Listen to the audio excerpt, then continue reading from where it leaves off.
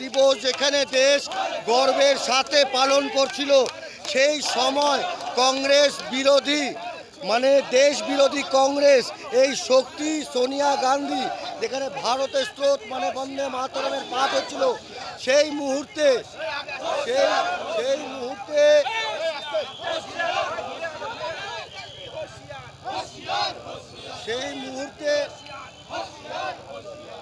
সেই মুহূর্তে যখন বন্দে মাতরমের পাঠ করা হয়, সেই মুহূর্তে যখন হনুমান চল্লিশা পাঠ করলে যেরকম ভূত ভাগে, সেরকমই সোনিয়া গান্ধীর হালচাল আমরা দেখতে পারি। অস্থির মনোচিত্ত, এই অস্থির মনোচিত্ত নিয়ে দেশ কখনো সোনিয়া গান্ধী কেন কংগ্রেসকে মানবে না? এই কংগ্রেস সর্বদা ভারতবর্ষকে ভাগ করে আসছে, কখনো পাকিস্তান হিসাবে, কখনো বাংলাদেশ হিসাবে। এই কংগ্রেস কোনো সময় ভারতকে জোড়ার আর ভারতকে নতুন করে গড়ার তৈরি করেনি, কোনো করে অঙ্গীকার নেয়নি।